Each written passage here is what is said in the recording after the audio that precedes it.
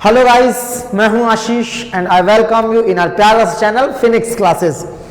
और happy new year to all of you. और हम लोग का ग्रेविटेशन चल रहा था, है ना। तो सबसे पहले तो भगवान आपको इस साल बहुत सारी खुशियां दे।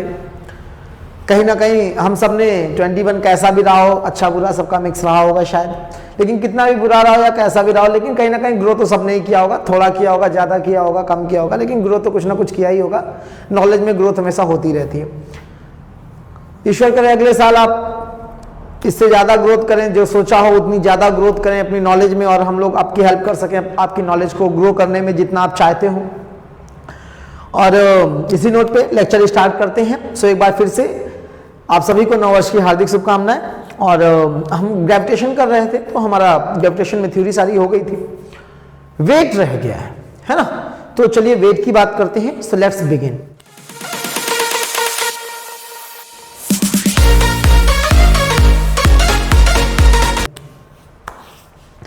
वेट तो बहुत सुना है भैया, WEIGHT, क्या? वेट। इसको हिंदी में कहते हैं भार। क्या कहते हैं? भार कहते हैं। तो आखिर ये वेट क्या होता है? तो देखिए, वेट कुछ नहीं है। अच्छा, कई बार लोग वेट को मास से लिंक कर लेते हैं, ठीक है। तो देखिए, वेट एक डिफरेंट चीज है और मास एक डिफरेंट चीज, ठीक है। वेट क्या होता है?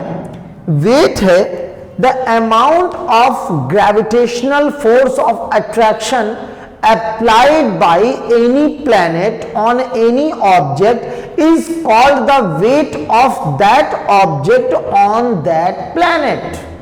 समझे बात को? कि कोई ऑब्जेक्ट है, मान लीजिए ये एक प्लैनेट है, ठीक है, कोई भी प्लैनेट है, इट कैन बी अर्थ या कोई बॉडी, सेलेस्टियल बॉडी है, मान लीजिए अर्थ है, मून है, जुपिटर है, मार्स है, आप जो चाहें, जो श्रद्धा हो, जो अच्छा लगता हो मान लीजिए। अब क्या होगा कि मान लीजिए ये पर्सन है, ये ऑब्जेक्ट है, और हम इसके वेट की बात करना चाहते हैं। तो इसका वेट कितना होगा? इसका जो वेट होगा दैट विल बी, ये जो प्लैनेट है ये इसके ऊपर ग्रेविटेशनल फोर्स कितना लगाएगा। क्या? ग्रेविटेशनल फोर्स कितना लगाएगा? तो जो भी ग्रेविटेशनल फोर्स इस ऑब्जेक्ट के ऊपर, उस प्लैनेट का, अगर ये अर्थ है तो अर्थ का बोलेंगे, तो अर्थ का जो भी ग्रेविटेशनल फोर्स होगा जो ऑब्जेक्ट पे लग रहा होगा, वही उस ऑब्जेक्ट का वेट कहलाता है। आई बात समझ में कि नहीं आई? जैसे मेरा वेट, तो मेरा वेट कितना हो जाएगा? तो मेरा वेट हो जाएगा, तो मान लीजिए एक m मास का ऑब्जेक्ट है और कैपिटल M मास का प्लैनेट है। अगर अर्थ को ले रहे हो तो आप ME ले लेंगे, और बाकी ऑब्जेक्ट का मास जो है वो M है। तो अच्छा, इनके बीच में ग्रेविटेशनल फोर्स कितना होगा? हम सभी जानते हैं कितना होगा gravitational force. Capital G mass of object into mass of this one divide by, अब क्योंकि ये इसकी सरफेस पर है, ये जो है वो इसकी क्या है? सरफेस पर है। इसका मतलब कि ये जो डिस्टेंस होगी इनके बीच की, वो क्या हो जाएगी? सीधे सीधे प्लैनेट की रेडियस हो जाएगी कि नहीं हो जाएगी? तो यहां पर हम लिख देंगे रेडियस का स्क्वायर, ठीक है, आर स्क्वायर। तो ये हो गया किसी भी ऑब्जेक्ट का वेट, ठीक है। लेकिन अगर आप इसको गौर से देखें, अगर मैं इस m को इस साइड लिख दूं, तो आप देखें gm बाई आर स्क्वायर। क्या? gm by R square. याद करिए लास्ट लेक्चर को। जिन लोगों ने लास्ट लेक्चर नहीं देखा है वो आई बटन पे क्लिक करें और पिछला वीडियो देखकर फिर यहां पर आए, अच्छे से समझ में आएगा। gm अपॉन आर स्क्वायर ये क्या था? ये किसी भी प्लैनेट का एक्सेलरेशन ड्यू टू ग्रेविटी हुआ करता था। होता कि नहीं भाई? अर्थ का एक्सेलरेशन ड्यू टू ग्रेविटी कितना था? g into mass of earth upon radius of earth का स्क्वायर। ये क्या हो गया? अर्थ का g हो गया, स्मॉल g हो गया। मून के स्मॉल जी की बात करें तो वो क्या हो जाएगा? Capital G into mass of moon divide by radius of moon का स्क्वायर। तो किसी भी प्लैनेट का, तो ये gm अपॉन आर स्क्वायर, तो उस प्लैनेट का मास हो गया जहां पर भी वेट हम देख रहे हैं, उस प्लैनेट की रेडियस हो गई जिस भी प्लैनेट पे हम वेट देख रहे हैं। अगर अर्थ होता तो यहाँ पे me और re हो जाता है ना। तो अब ये क्या हो गया? उस प्लैनेट का एक्सेलरेशन ड्यू टू ग्रेविटी हो गया कि नहीं हो गया? अगर मान लो इसको हम अर्थ ले लेते हैं, क्योंकि हम अर्थ का ही वेट को ज्यादा समझ में आता है, पहले तो अर्थ ले लेते हैं। तो GME अपॉन RE हो जाएगा, और GME अपॉन RE स्क्वायर क्या हो जाएगा, acceleration due to gravity on earth हो जाएगा। तो इसको बोल देंगे स्मॉल g, तो ये आ गया m, तो ये हमारा आ गया gm बोले, या तो सीधा सीधा बोल सकते हैं mg। तो ये हमारा क्या हो गया, वेट हो गया। क्या हो गया, वेट हो गया। आई बात समझ में। तो किसी भी ऑब्जेक्ट का जो वेट होता है वो क्या होता है, किसी भी प्लेनेट या अर्थ पे हम बात करें तो अर्थ के द्वारा उस ऑब्जेक्ट पर लगाया जाने वाला ग्रेविटेशनल फोर्स ऑफ अट्रैक्शन जो होता है वो ही उसका ऑब्जेक्ट का क्या कहलाता है, वेट कहलाता है। और नॉर्मली अगर आप समझे तो किसी भी ऑब्जेक्ट के मास को अगर उस प्लेनेट के एक्सेलरेशन ड्यू टू ग्रेविटी से मल्टीप्लाई कर दिया जाए तो ऑब्जेक्ट का वेट निकल आएगा। जैसे आपको बोला गया कि भैया अर्थ पे वेट कितना होगा किसी ऑब्जेक्ट का, तो वेट ऑन अर्थ क्या हो जाएगा, mass of object into acceleration due to gravity of earth. बोला जाए किसी ऑब्जेक्ट का मून पे मास कितना होगा, तो mass into acceleration due to gravity of moon. बोला जाए आपका किसी ऑब्जेक्ट का मार्स पे जो मास होगा वो कितना होगा, तो मार्स पे मास कितना हो जाएगा, सॉरी वेट कितना हो जाएगा, तो mass of object into acceleration due to gravity of mass. ठीक है, m कभी चेंज नहीं होता है, मास जो होता है वो कभी चेंज नहीं होता है, मास हमेशा कांस्टेंट रहता है, क्योंकि मास जो है वो ऑब्जेक्ट की प्रॉपर्टी है। मास दुनिया में कभी चेंज नहीं हो सकता, चेंज होगा वेट। और वेट आपने देखा कि वेट क्या था, एक फोर्स था, तो वेट की यूनिट क्या हो जाएगी, वेट की जो यूनिट हो जाएगी वो हो जाएगी न्यूटन। क्या हो जाएगी, न्यूटन हो जाएगी। आई होप आपको समझ में आ रहा होगा।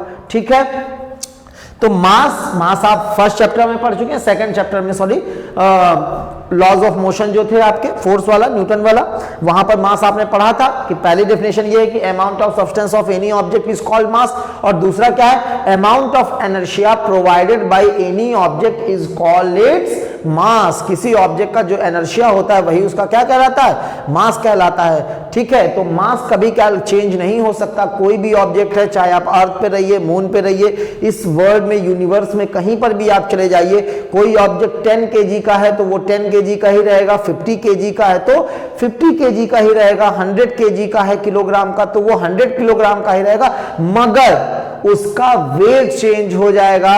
अच्छा, 10 किलोग्राम के पर्सन का अर्थ पे वेट कितना होगा। ठीक है, मान लीजिए एक पर्सन है, उसका जो बच्चा है मान लीजिए, तो उसका वजन जो है वो 10 किलोग्राम, वजन नहीं सॉरी मास जो है वो 10 किलोग्राम है।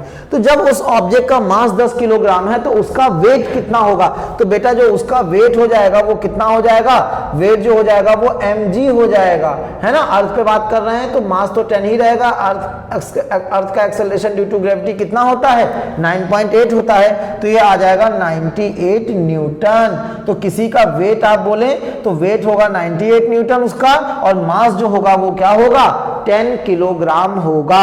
आई बात समझ में। तो जो वेट है वो प्लैनेट वाइज या प्लैनेट में कितनी हाइट पे, क्योंकि देखो वेट जो है वो मास और जी पे डिपेंड कर रहा है, मास कभी चेंज होता नहीं है। अच्छा, जी चेंज हो जाता है, तो जैसे जी चेंज होगा वैसे ही वेट भी चेंज होगा, समझ रहे हो। अगर जी घट जाएगा तो वेट भी घट जाएगा, जी बढ़ जाएगा तो वेट भी बढ़ जाएगा, जी कांस्टेंट रहेगा तो वेट भी कांस्टेंट रहेगा, क्योंकि मास तो कभी किसी चीज का बदल ही नहीं सकता। आई बात समझ में कि नहीं आई। तो इस तरह से हमारा मास और वेट हो जाता है। आई होप आप लोगों को क्लियर हो गया होगा। अब हम लोग कई बार बोलते हैं ना कि मून पे, अच्छा ये स्टेटमेंट सबको रटी रहती है, ये तो सबको रटा है ना कि जो मून का जो एक्सेलरेशन ड्यू टू ग्रेविटी है वो अर्थ के एक्सेलरेशन ड्यू टू ग्रेविटी का 1/6 है। यानी कि अगर यहां पर acceleration due to gravity G है तो मून का जो जी डैश होगा या acceleration due to gravity of moon यानी जीएम बोल सकते हैं, तो वो कितना हो जाएगा, g/6। अर्थ का जी उसका 1/6, तो g/6। तो जब वेट मास तो सेम रहेगा, तो अगर अर्थ का पर्सन मून पे चला जाए तो उसका वेट क्या हो जाएगा, तो भैया जी जब 1/6 हो गया तो वेट भी क्या हो जाएगा, सीधे सीधे 1/6 हो जाएगा। तो मान लीजिए कोई 60 न्यूटन का वेट था तो उसका मून पे वेट कितना हो जाएगा, 60 का 1/6 कर दीजिए तो 10 आ जाएगा, तो 10 न्यूटन का वेट हो जाएगा। लेकिन अगर कोई पर्सन 6 किलोग्राम का अर्थ पे है तो मून पे भी 6 किलोग्राम का ही रहेगा, क्योंकि वो उसका मास हुआ, वेट नहीं हुआ। ठीक है, तो जब कभी कोई चीज न्यूटन में दी गई है तो आप समझिए कि ये वेट दिया गया और ये चेंजेबल है। लेकिन जब भी कभी यूनिट किलोग्राम लिखी हुई है तो इसका मतलब आपको मास दिया गया है और वो कभी भी चेंज नहीं होता है। आई होप आप लोगों को क्रिस्टल क्लियर हो गया होगा। फिर भी अगर किसी को कोई डाउट रह जाता है then you can ask me on the comments.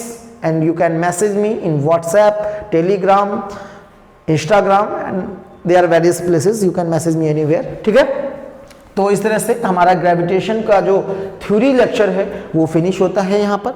अब हमारे पास बचते हैं न्यूमेरिकल्स। क्या बचते हैं? न्यूमेरिकल्स। तो आइए उनको शुरू करते हैं। तो इस लेक्चर के लिए इतना ही रखते हैं। थ्योरी जो नेक्स्ट जो एक्सरसाइज जो है वो हम लोग नेक्स्ट वीडियो में करेंगे। आज का छोटा सा वीडियो है, इतना ही रखते हैं। It's all for today. Thank you very much. God bless you all.